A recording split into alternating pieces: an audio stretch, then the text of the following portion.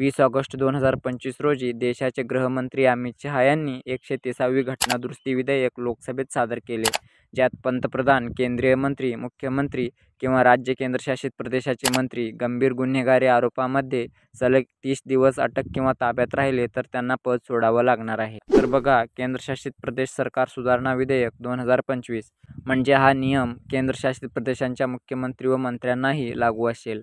संपूर्ण भारतात एक समान नैतिक मापदंड असले पाहिजे असा सरकारचा विचार आहे. जम्मू आणि काश्मीर पुनर्रचना सुधारणा विधेयक 2025 म्हणजे हा नियम जम्मू आणि काश्मीरला सुद्धा लागू असेल.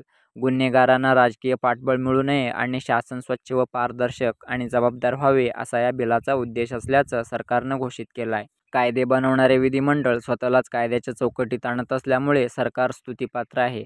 भारतीय राजकारण गुन्हेगारीमुक्त करण्याचा मोदी सरकारचा हा संकल्प तुम्हाला कसा वाटला हे कमेंट करून नक्की कळवा. आणि अशाच माहितीपूर्ण व्हिडिओ पाहण्यासाठी आमच्या ट्रूथ सिरीजच्या यूट्यूब चॅनलला सबस्क्राईब करा आणि बेल आयकॉनवर क्लिक करा.